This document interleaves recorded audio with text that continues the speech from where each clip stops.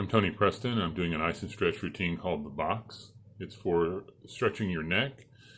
It's called the box because there are 4 sides and 4 corners. I stretch toward each side and each corner and then turn my head in the box for a total of 10 stretches. I do this at the top of my neck and the bottom of my neck. If you got this from me, if you got this routine from me, I gave you a handout, or there's a web page that goes with it, and so you should have instructions and details about ice and stretch in the routine there as well. Let's just roll through it and see how long this takes. The first thing I do is to ice the top of my neck here.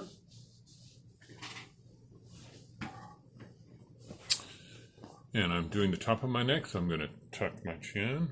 1, 2, 3, 4.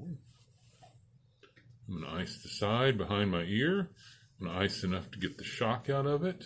It's not about cooling the neck. 1, 2, 3, 4. The other side.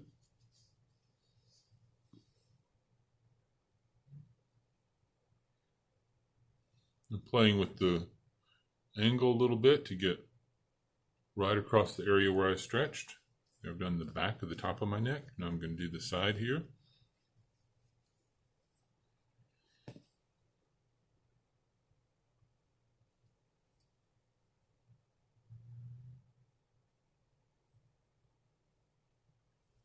You should do this in a mirror, especially the first several times you do it, to make sure that you're doing this evenly.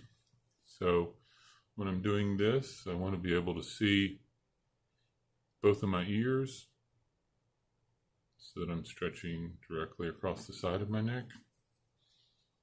Catch the front. On this one, I'm not leaning my head way back. I'm simply lifting and jutting my chin.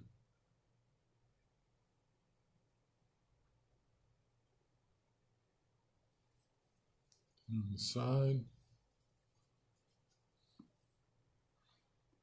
Again, playing with the angle just a little bit to make sure I get a stretch right there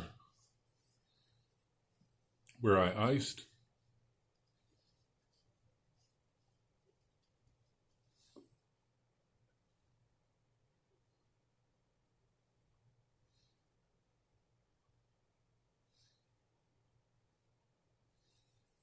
Okay. So I've done the back and the front and sides. I'm going to now ice this big muscle on the side of my neck, the sternocleidomastoid that runs from the bump behind my ear down to the middle third of my clavicle.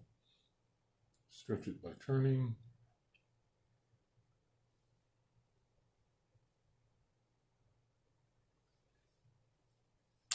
And the other side.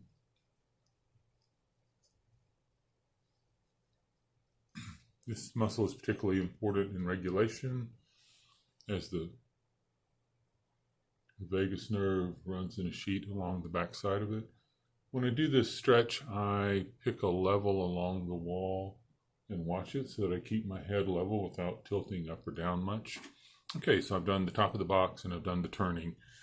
Now I'm going to do the bottom of the box. So instead of stretching at the top of my neck, now I'm going to ice and stretch near the bottom of my neck. Most people have head forward posture and wouldn't really want to just drop their whole head. So instead, I tuck my chin so that I pull through that area.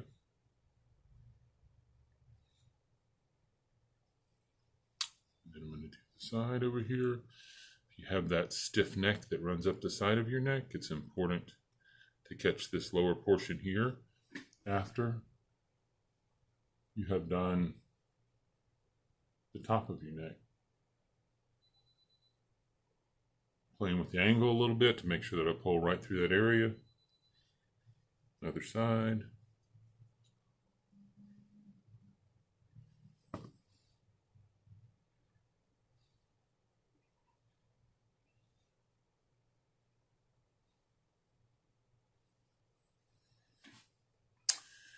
If you do this in a chair, it's helpful to reach down and grab the chair legs with your arms to secure your shoulders down.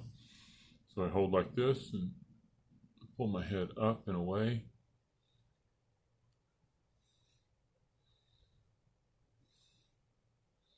That stretch pulls all the way down through my shoulder. That's what I'm looking for. Can ice the other side, up the side of my neck. Get a good shock out of that. Hold on to the chair.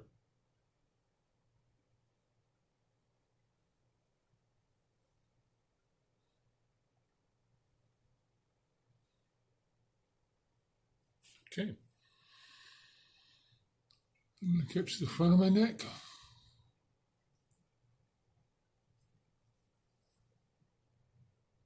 Again, I'm more lifting my chin than tilting my head back.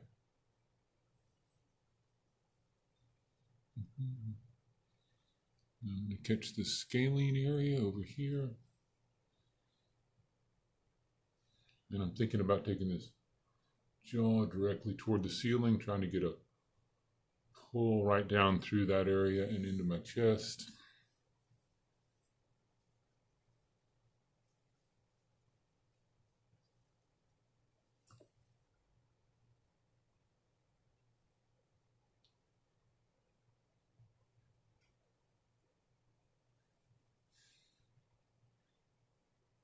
It's a great stretch.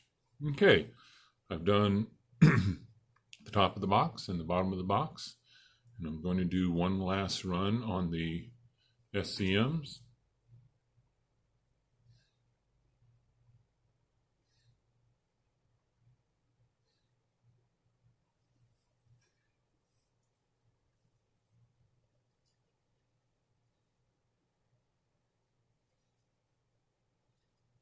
It's amazing how relaxing this is, how the stretching of the neck is very calming. And get a little extra one in there. Okay, that's the box. It took me about 6 minutes, maybe 6.5 minutes to do the entire thing. I'm Tony Preston.